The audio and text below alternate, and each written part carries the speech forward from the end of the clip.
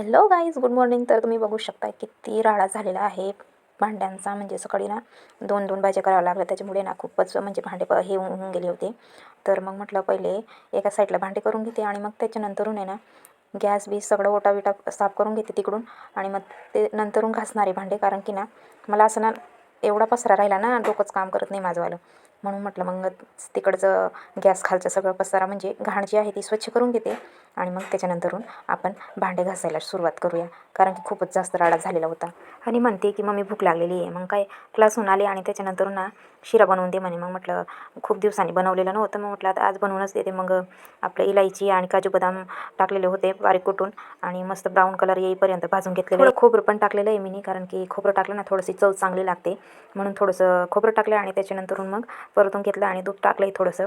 मग ते पूर्ण दूधच आटून गेलं. मग म्हटलं अजून थोडंसं अजून टाकावं लागेल. मग परत साखर टाकलेली होती, साखर गळायला पाहिजे म्हणून परत मी दूध टाकलेलं होतं इथं.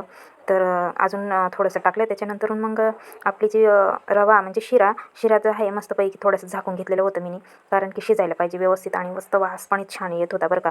मला वाटलं हनीला आवडता का नाही, पण नाही, तर खूपच छान झालेला होता आपला जो शिरा आहे मस्त.